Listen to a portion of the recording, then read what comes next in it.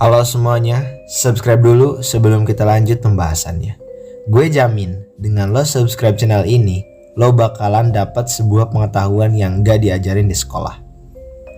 Sesuai dengan judul videonya, kesempatan kali ini gue akan jabarin ke kalian bagaimana caranya mengetahui karakter orang lain.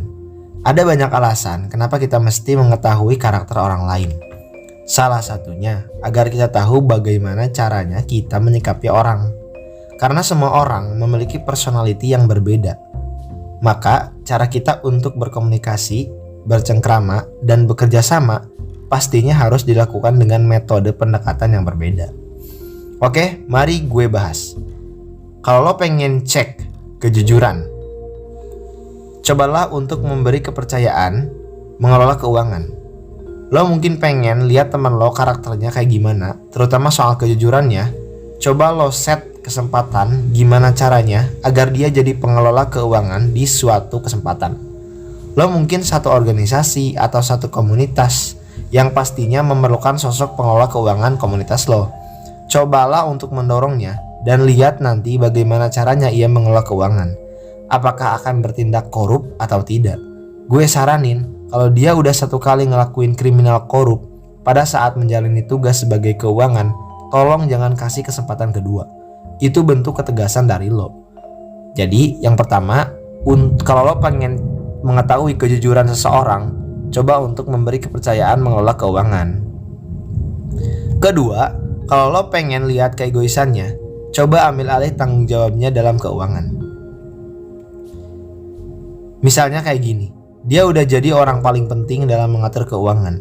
Bahkan pengelola keuangan masuk dan keluarnya dia yang kontrol.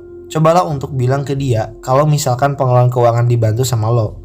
Atau kalau memungkinkan, cobalah untuk ambil alih itu semua. Jika teman lo malah balik marah dan gak mau seakan-akan keuangan itu bukan milik suatu komunitas, melainkan miliknya, maka udah dipastikan kalau misalkan ia memiliki keegoisan yang tinggi.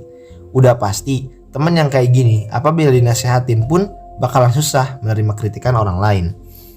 Yang ketiga, kalau lo pengen tahu kualitas janjinya, cobalah untuk pinjami dia uang. Pernah gak sih lo nemuin orang yang merengek hanya untuk minjem duit ke lo? Tapi pada saat kita tagih utang itu, dia malah mengelak dan sering mengulur waktu yang bikin kita jengkel. Ingat bro, kalau dia memiliki kualitas janji yang bagus, ia akan membayar utangnya dengan segera, tanpa banyak alasan dan mengulur waktu tanpa sebab, atau bahkan malah gak dibayar sama sekali. Lo bisa aplikasikan ini supaya lo tahu apakah temen lo itu memiliki kualitas janji yang bagus. Keempat, kalau lo pengen tahu soal kasih sayangnya, cobalah minta bantuan kepadanya. Dari mulai fase minta bantuan yang terkecil sampai yang terbesar.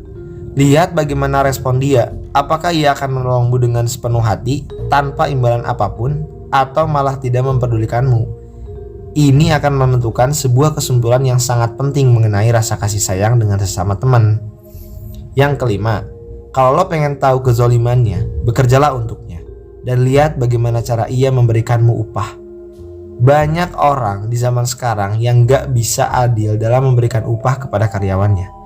Kalau lo pengen lihat dengan cepat mengenai kezalimannya, cobalah untuk bekerja untuknya dan lihat bagaimana nanti caranya dia memberikan lo upah. Ini juga jadi poin penting untuk lo coba agar lo bisa mengetahui kalau misalkan dia itu tidak memiliki karakter zolim terhadap lo. Karakter yang tidak bisa menempatkan sesuatu pada tempatnya atau pada porsinya, itu dinamakan zolim. Kalau lo punya teman yang kayak gini, cepat hindarin bro. Jadi itulah 5 poin penting yang lo mesti coba untuk mencari karakter dan menemukan karakter orang lain. Itu bisa temen lo, pacar lo, sahabat lo, orang baru di sekitar lo, dan lain-lain. Lo bisa pakai ini dan aplikasikan ini ke kehidupan lo, supaya lo bisa tahu dan mengerti beberapa karakter seseorang yang dimiliki oleh orang lain. Semoga membantu ya. Thanks for watching.